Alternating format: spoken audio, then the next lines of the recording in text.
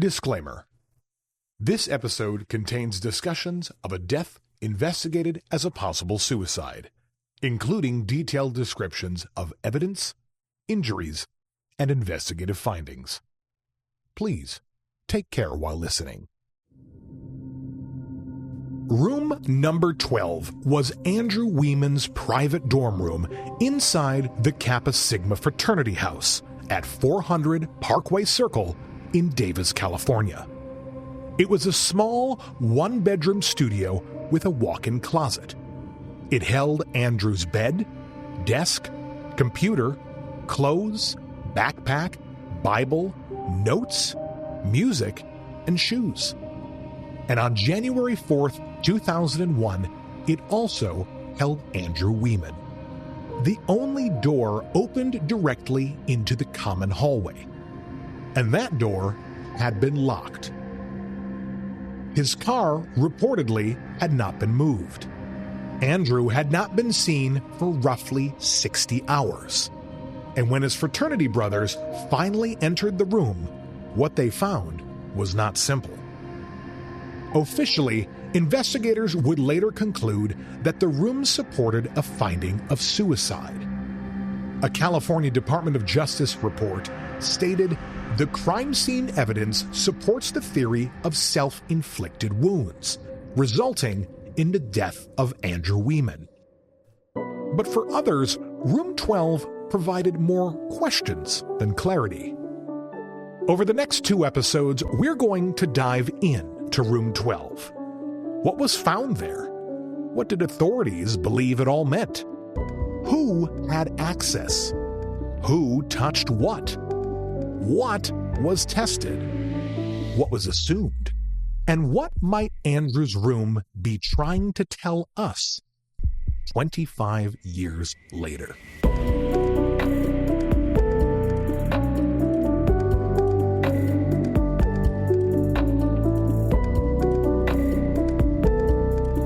I'm Kyle Olson, and this is Love and Justice.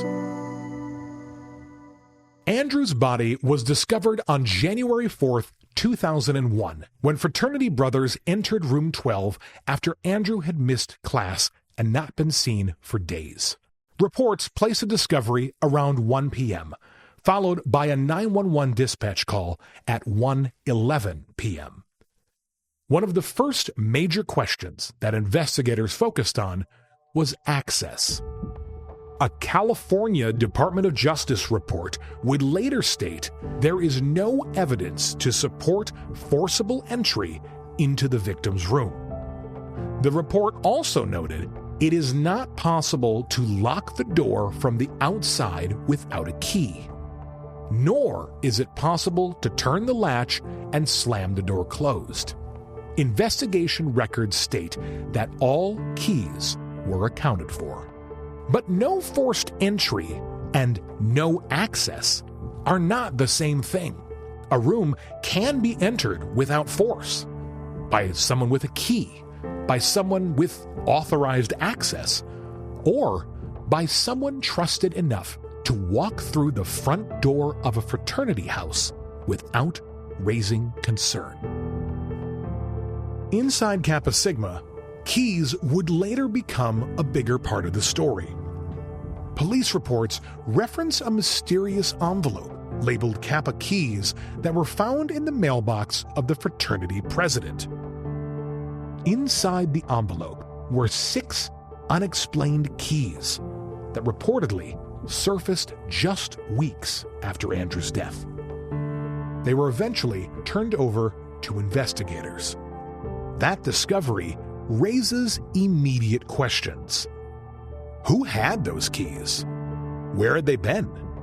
Did any of them open room number 12? Were they old keys? Duplicates? Replacements? Were they ever tested for fingerprints, biological material, or signs of use? Was there truly no access into room 12? Or was there simply no forced access? Investigators also considered the exterior of the fraternity house, including Andrew's second-floor window. According to reports, they found no signs of forced entry from outside of the building. So from the very beginning, Room 12 presents two official facts sitting side by side in a bit of tension. The door was locked, and that same door could either be secured by a deadbolt from inside the room or by someone using a key from the hallway. Throughout this episode, you will hear recreated accounts based on interviews with first responders and investigators. Certain names and identifying details have been changed or intentionally generalized to protect identities, but the substance and the overall spirit of the information remain consistent with what was originally described. Okay, I'm interviewing a senior resident student firefighter who responded to an incident at 400 Parkway Circle on the 4th of January 2001. It is now 10:40 on the 11th of January, and he's going to describe what he saw when he entered the room in Parkway Circle. Okay, go ahead. All right. Got off the engine. We were originally going to stage it somewhere on Orchid Park Drive, and we actually went into Parkway Circle. First thing I kind of noticed, we got dispatched for a wrist injury. First thing I noticed in this, a possible suicide, was that they were all just looking real somber out in front. And in suicide attempts, usually someone will come running up to you and go, "Hurry up, my friend's bleeding out." Something like that. They were all really somber and looked kind of dejected, and just kind of moseyed up to the engine and said, "We haven't seen him in 3 days. Can you guys go check on him?" From that point, we waited for the police to show up, and we had all of our medical stuff. We waited a little bit, like 20 feet in front of the front door. Police went up, and I was expecting them to call 10:55, and we were going to go home. They requested that we respond upstairs, so at that point, I thought that we were going to go in, and somebody was going to be somewhat alive. I hoofed upstairs after my partner, him, myself, the other fire specialist, and my captain. In that order, single file up the stairs. First thing I noticed when we went up there was how dark the house was. The room or the house? The whole house. Well, the first floor. There was light there, and then when we started going up the stairway, and I noticed how very dark it was, it seemed like they had all the windows and blinds shut in there. That was the first thing that I kind of got me spooked about this. We started walking up the stairs, and nearly tripped on the top stair. It was so dark. I noticed the window in front of me at the top of the stairs, blinds were shut or the curtains were shut. There's no light coming in. The stairway was really dark. At either end of the hallway, there was a bunch of frat boys or guys who I assumed were frat boys standing at either end. There's about 10 or 15 of them. They were out of the way, but again, nobody was panicked. Nobody was like, "Hurry up and get in there." Everybody was sitting still, real quiet, dead silent up there. Nobody was saying anything. After we came up, we headed down to the right end of the hallway. And for some reason, I noticed there was a bed frame on the hallway. And I don't know why I noticed that, but I think I was focusing on not getting the bag stuck on it. Narrow hallway. We could only single file in that same order. My partner, myself, the other fire specialist, and my captain. We go into the room. It was on the right-hand side. Again, very dark. Lighting was a problem. The other fire specialist took out his flashlight, and first thing I noticed was that there were 2 police officers in the room, and I saw the bed. Andrew was tucked in. The first impressions of Room 12 vary depending on who is speaking. The Yolo County Sheriff Coroner narrative describes the scene in stark terms. It says that when the dorm room was unlocked, the group discovered Andrew, and that the lights were off, music was playing, and the blinds were drawn.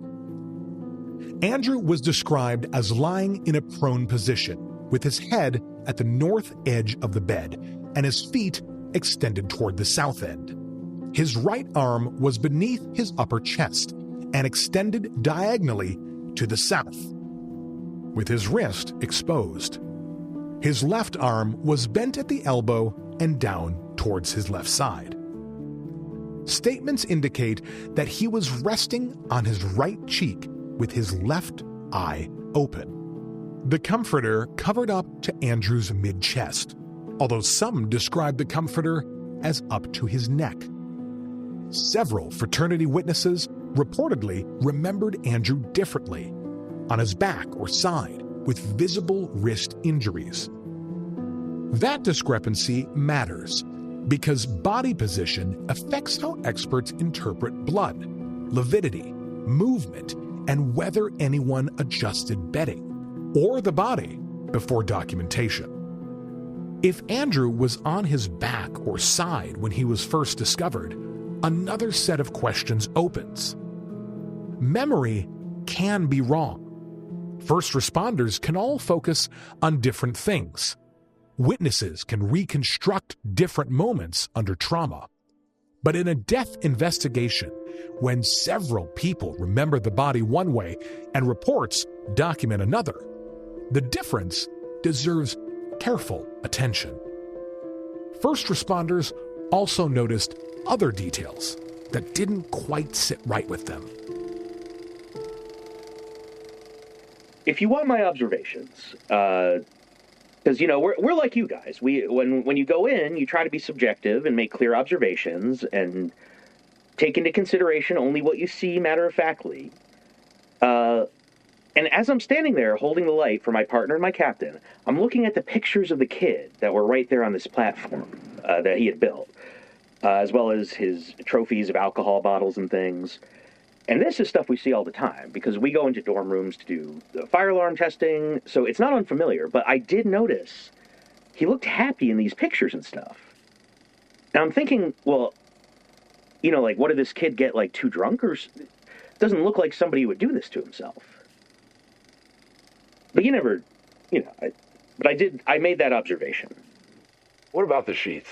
How are they around the body?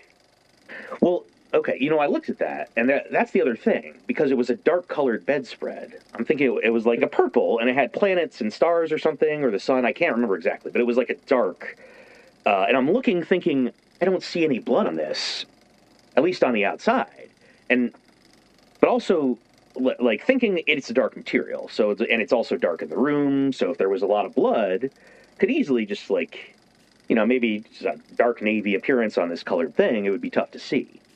Once again, though, it seems like there would have been a lot of blood everywhere. So, okay, 3 things that struck me. The pictures didn't jive with the suicide. Just, you know, that's just a casual observation. But the swipe blood on the wall versus the splatter near his head and the dry wounds. And I'm thinking, no major amounts of blood visible on the bed, and those are just things that I observed that stood out. All right. We talked the sheets. Did you notice how they were? Were they tucked in? Were they taken out? You know anything about that? Right. Oh, I'm glad you mentioned that, because that was the other observation that I made, was the fact that the victim was tucked in.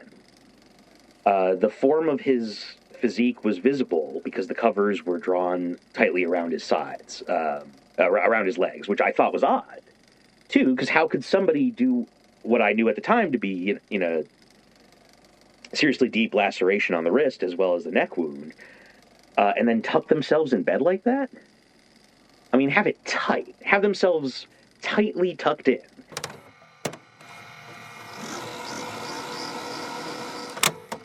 I noticed that he was tucked in, which I found to be kind of interesting given the circumstances. One of the things I noticed was there was blood speckled on his face, or what I thought was blood.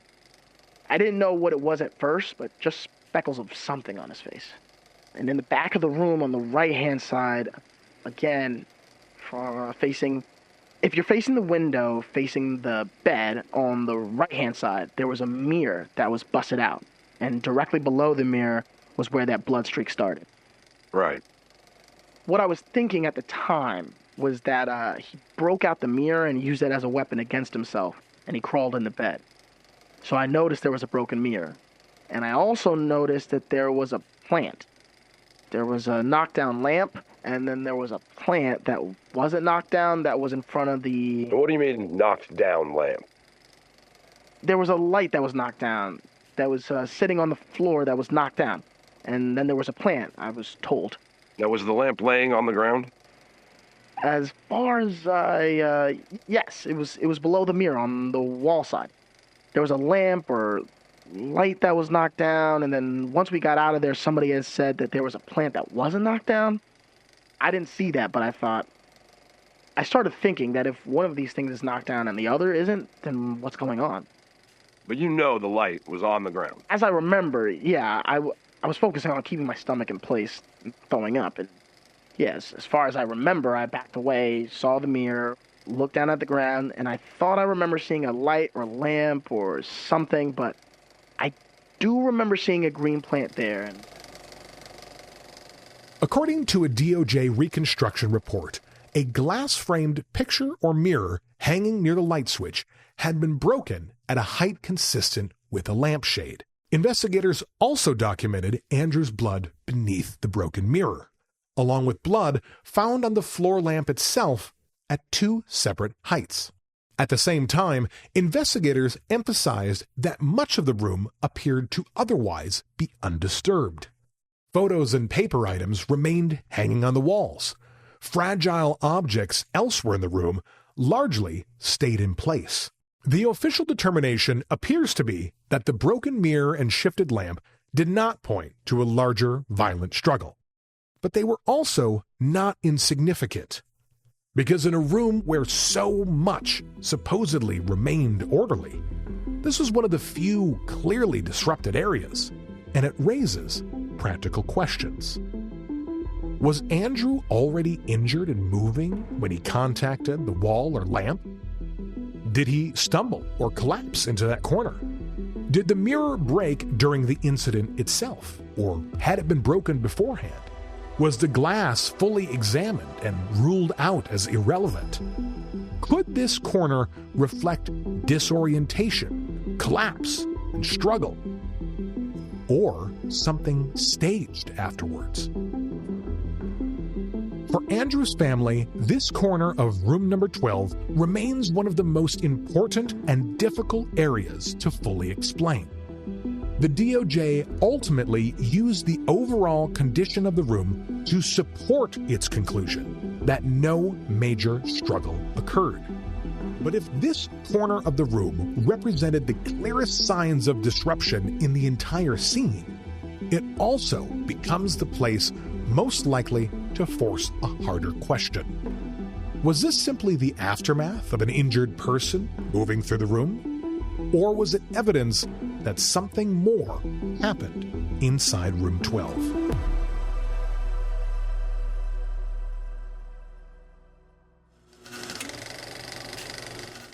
It was odd that the blood was white on the walls in several areas. And I think only in one place in the room did I recall seeing a large splatter of blood, and that was on the wall at the head of his bed. And I'm thinking that wasn't right, because, well, it didn't make sense, because if a person had done that to, slit their wrists and throat, which is all we knew initially. So you're thinking, how did the blood get wiped on the wall, And it's like different places. It's just like blood splashed everywhere, and not wiped. And the other thing, too, the observation was the fact that the wound that you could clearly see, as well as his neck wound, which was partially covered, they were dry. There was no blood crusted or, showing evidence that he had been lying there or something like that. But I'm not a detective, but it struck me as odd. If someone had just bled out laying there in their own bed, it seems to me, not knowing for sure, but my thinking, you would have seen blood on the linen, right? It's rare that you see a wound that's clean. Blood evidence was found throughout Andrew's fraternity dorm room. According to an April 2001 DOJ report, investigators collected blood from multiple locations across the room, including the walls, desk, bed, phone, rug, and a Nike shoe. But it's not just the presence of blood that investigators focused on. It was the patterns. In a January 2002 reconstruction report, analysts attempted to interpret how some of those stains may have been created. On the east wall, near the fallen floor lamp, reports concluded that a blood-soaked fabric appeared to have been pressed against the wall in a downward motion. The weave pattern in the stain was said to be consistent with Andrew's shirt. Near the entry door, beneath the broken mirror, investigators discovered another stain that appeared consistent with heavily blood-saturated fabric being applied directly to the wall. The report also noted something it did not see. According to the DOJ, certain areas lacked the kind of cast-off blood patterns that are often consistent with homicide or violent defensive attacks. This didn't make sense to Andrew's family, and it raised some difficult questions. The DOJ even acknowledged that there were limits to its own conclusions, which only added more to the Wieman family's curiosity. A reconstruction report specifically stated that the available autopsy information did not fully detail the degree of blood loss, vessel damage, or the physical impairment Andrew's injuries would have caused. Investigators recommended additional medical analysis to better determine how much movement may have been possible after the wounds were inflicted. That's important because the reconstruction was still ultimately an interpretation and not a complete certainty. Alongside the blood evidence, the trace evidence in room 12 sits in an uncomfortable middle ground. On one hand, much of the biological evidence tested by the DOJ pointed back to Andrew himself.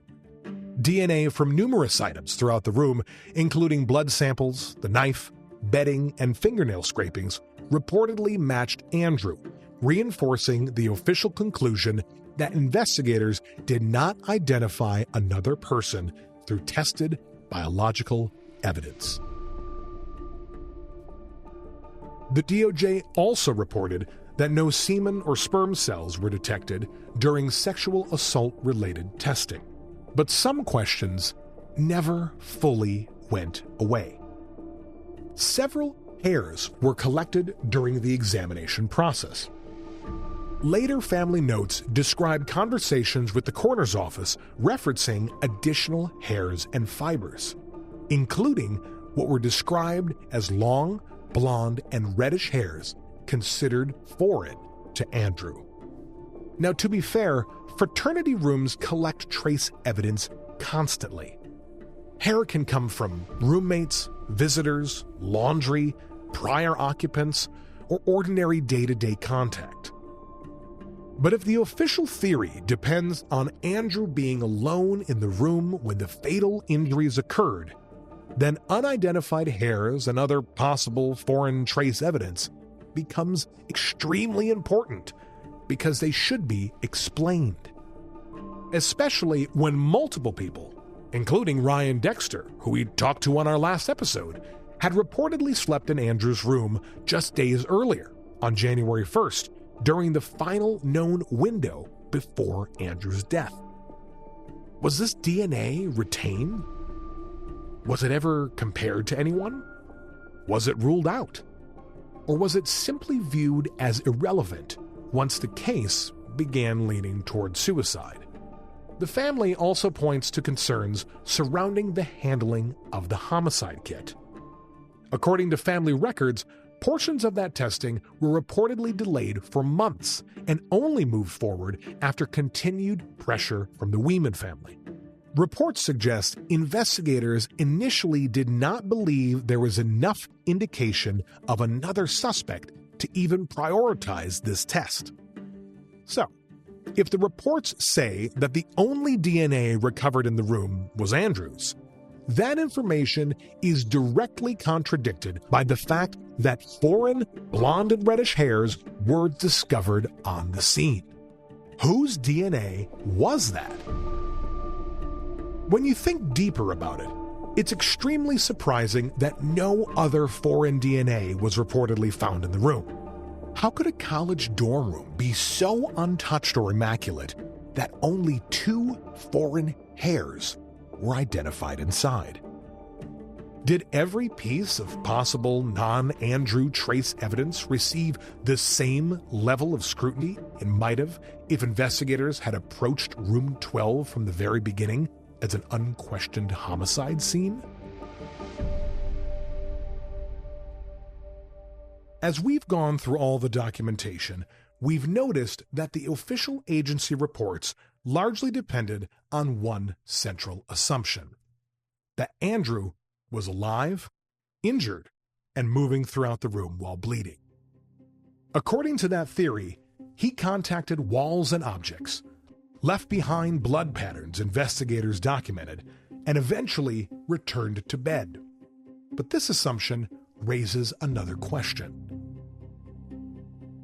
If Andrew suffered severe wounds and was ultimately found tucked beneath bedding, how much movement was realistically possible?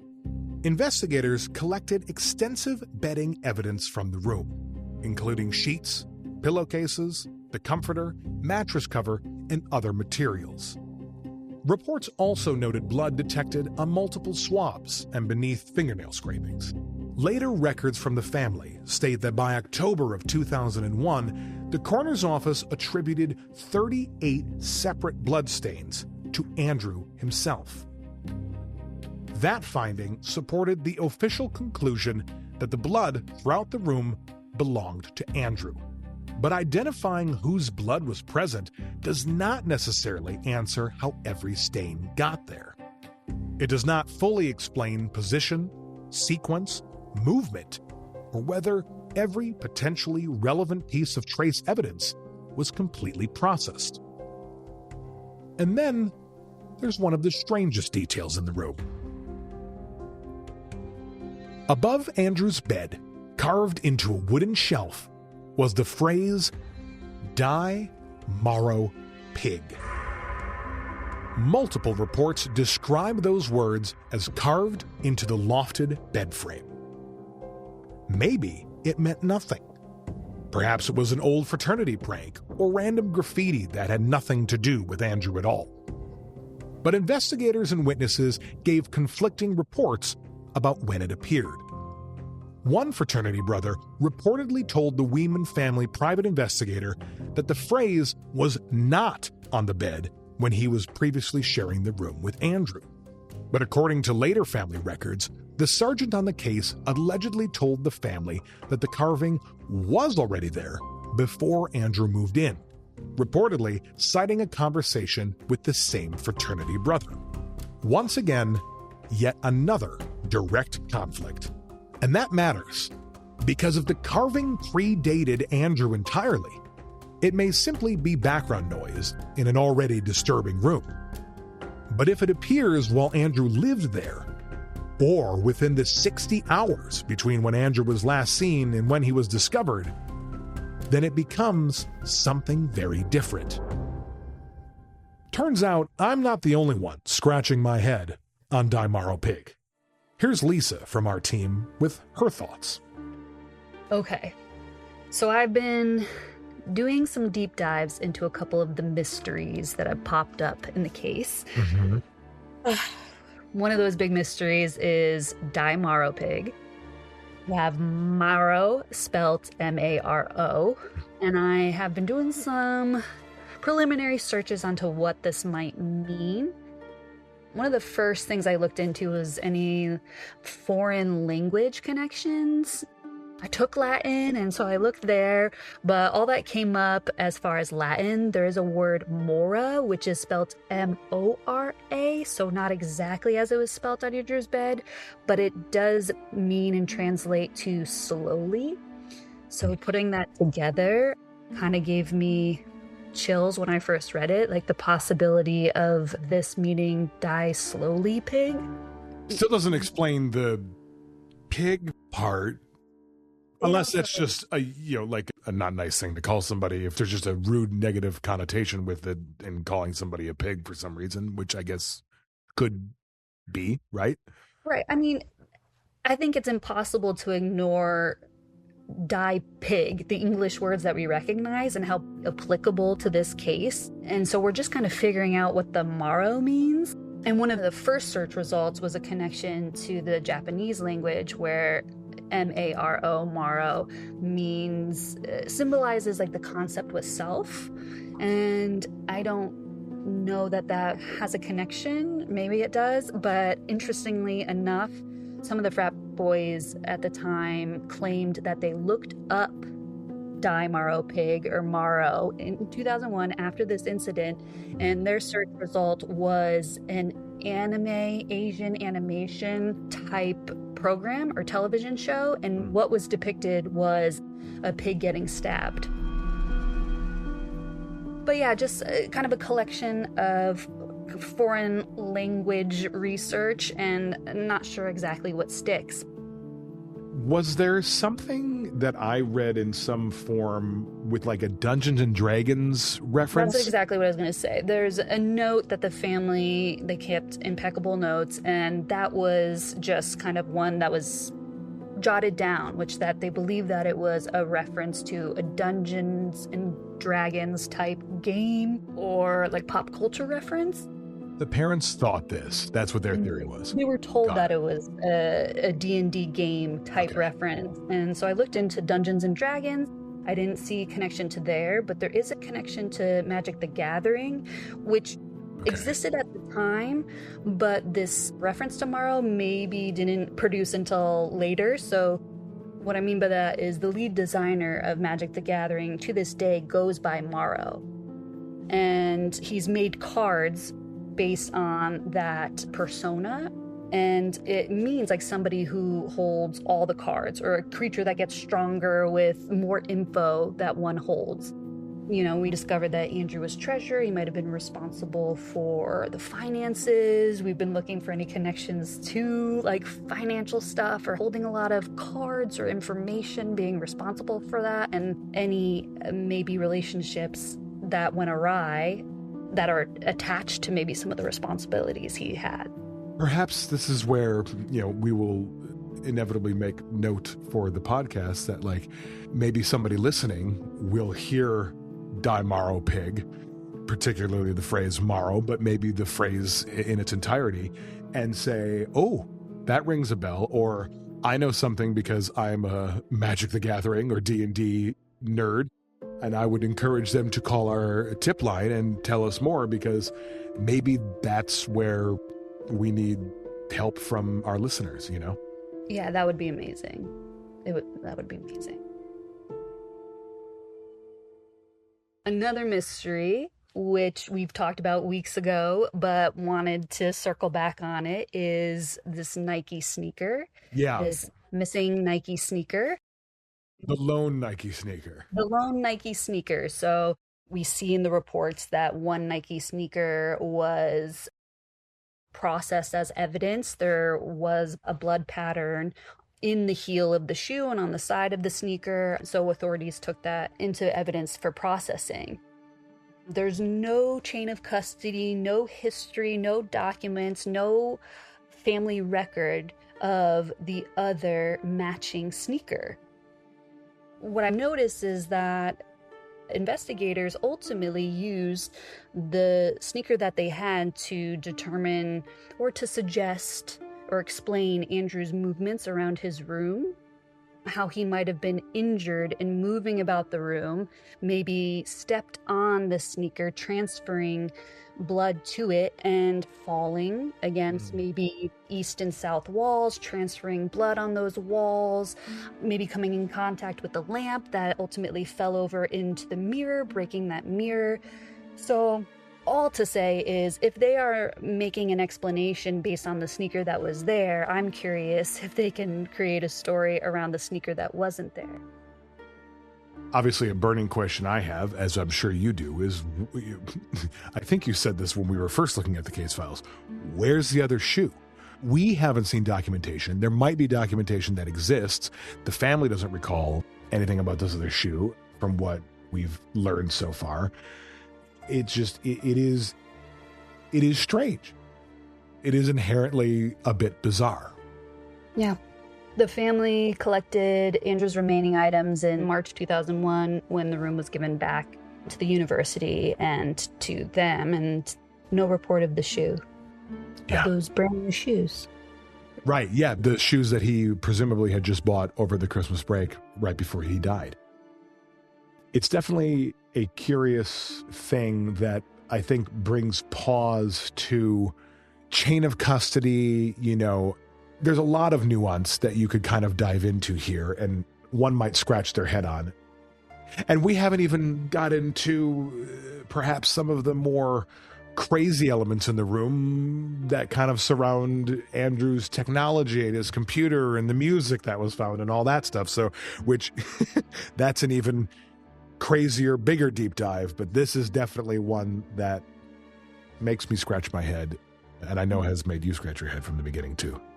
Yeah, more than one mystery here that we're hoping to explain. Andrew's technology may also hold some of the most important clues and context for this entire case. And yet, it may be one of the areas we understand the least. According to chain of custody reports, the phone and answering machine were processed by the DOJ, while Andrew's computer remained with the UC Davis police. Multiple reports state that the computer was on when room 12 was entered. Some suggest music may have even been playing through the speakers. Other first responder notes say that no music was heard at all. This contradiction is frustrating to understand.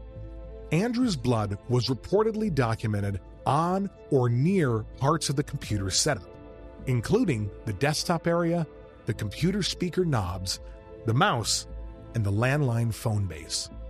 But what investigators didn't publicly establish is just as important. What was on the computer? Are there deleted files that could serve as clues? Did Andrew use this computer for his fraternity treasurer work? And if so, could those files have revealed something important? What was in Andrew's online search history? Did he have any downloads? What do Andrew's phone records show? Despite multiple people reportedly trying to call him during that 60-hour window, there appears to be nothing documented in the records about phone logs, missed calls, or messages connected to those attempts. At least, nothing that we can see from the records we have.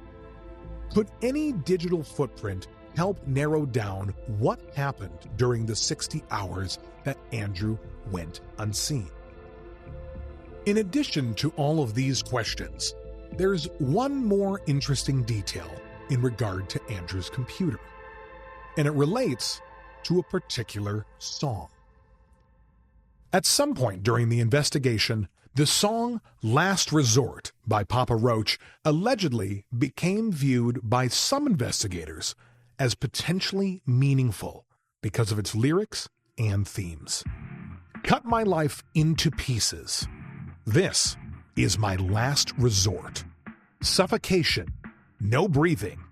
Don't give an F if I cut my arm bleeding. Do you even care if I die bleeding? Would it be wrong? Would it be right if I took my life tonight? These are some of the lyrics to the song Last Resort. And out of context, these words can sound haunting. But context matters. According to interviews gathered by the Wieman family investigator, people close to Andrew said the song was tied to a very different memory. A Lake Shasta houseboat trip from the summer before Andrew's death. For Andrew's friends, it did not represent despair at all. It was simply an anthem of college life. The song was a massive breakout hit in 2000, especially among college-age audiences, and it reached number 57 on the Billboard Hot 100 that summer. It's also notable that Papa Roach was a Northern California band, and Andrew was attending college in Northern California. The song no doubt made a bigger splash around UC Davis. Was Last Resort actually playing when first responders arrived in room 12? Or was it simply discovered somewhere on a computer, MP3 player, or burned disc after the fact? Was the song part of Andrew's normal music rotation? Or did investigators attach meaning to it because they were already looking at the room through a particular lens? Without precise documentation, the song risks becoming something larger than evidence. It could be used as a narrative shortcut, a lyric filling in the gaps where certainty never existed. Everything that we've covered in this episode, the blood, the broken mirror, the locked door, the computer, the music, the trace evidence, the shoe, and the bed frame, that was only the outer layer of room number 12. Because sitting inside that room were a handful of objects that would come to define this case for the next 25 years. And we're going to talk about them all next time. Anything that came to mind that you felt was unusual inside the room at all? On the left side, I do remember a knife handle sticking out under the blanket. You think about all the things you saw, and I think I said to my cohort several times, right immediately afterwards, I can't imagine somebody doing that much damage to themselves. I mean, the neck was cut in a major way. Nothing I've ever seen in 26 years in the fire service and the way of damage done by someone to himself.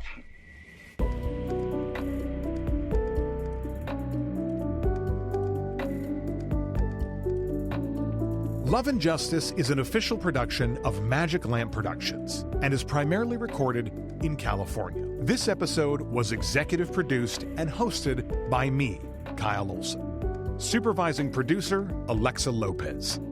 Producer, Lisa Visione. Edited by Cody Crabb. Special thanks to Amanda Crabb, Bob Graytrix, Brandon Allen McClanahan, Carlos Vera, Ethan Rosenberg, Haley Gabby, Mick Albert, PJ McCabe, Richard Levichin Jr., Roxanne De Palma, and Stephen Paul.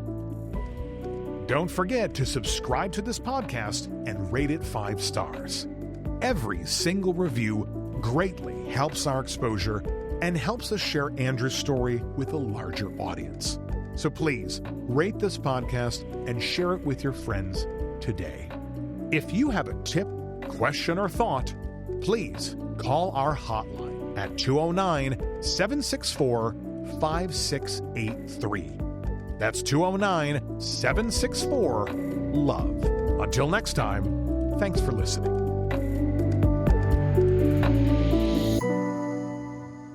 This episode covered difficult material. If it brought up anything for you, please reach out for support. In the United States, you can call or text 988 to reach the 988 Suicide and Crisis Lifeline, available 24/7 for free and confidential help.